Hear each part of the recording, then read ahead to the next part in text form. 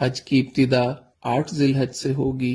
نماز فجر کے بعد غسل کریں یا وضو کریں۔ غسل کرنا افضل ہے۔ احرام باندھ لیں اور اشراق کے بعد 2 رکعت نماز ادا کریں۔ سلام پھیرتے ہی مرد حضرات سر سے کپڑا یا ٹوپی ہٹا لیں۔ حج کی نیت اس طرح کریں: یا اللہ میں حج کی نیت کرتا ہوں، آسان فرما، قبول فرما۔ مرد اونچی آواز سے اور خواتین آہستہ آواز سے تلبیہ پڑھیں۔ اب آپ پر احرام کی پابندیاں شروع ہو چکی ہیں۔ احرام کی حالت میں تلبیہ پڑھتے ہوئے مینا پہنچنا ہے۔ آج کا دن مینا میں گزارنا ہے۔ ظہر، عصر، مغرب اور عشاء کی نمازیں مینا میں ادا کریں۔ ذکر، اذکار اور دعا کی کثرت سے اپنا وقت قیمتی بنائیں۔ لوگوں کے ساتھ خوش اخلاقی کے ساتھ رہیں، خدمت کے ساتھ وقت گزاریں، کثرت سے تلبیہ پڑھیں، دعاؤں کا خوب اہتمام کریں، قرآن پاک کی تلاوت کریں، رات مینا میں قیام کریں۔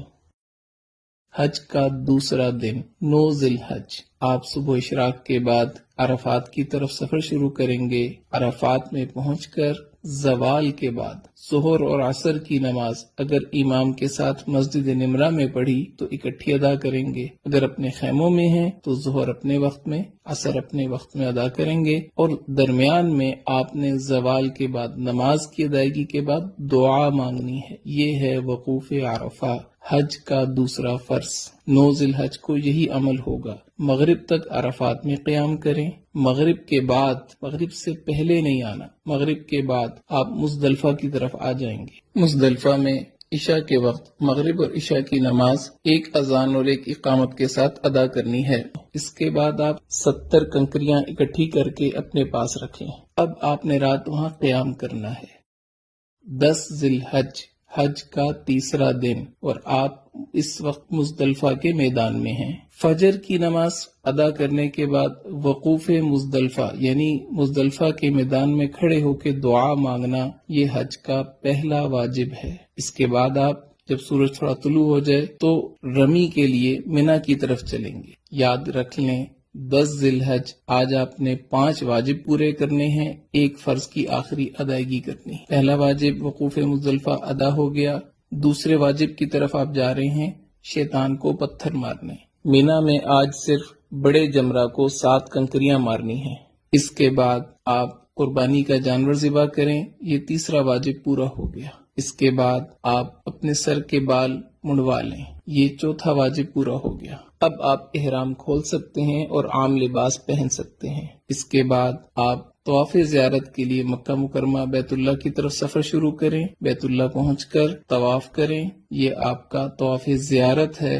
حج کا تیسرا فرض، حج کے تینوں فرض مکمل ہو گئے۔ اس کے بعد آپ نے سعی کرنی ہے، سعی حج کا 5واں واجب، یہ بھی پورا ہو گیا۔ اب آپ واپس رات کو مینا میں آ جائیں، مکہ مکرمہ میں قیام نہ کریں۔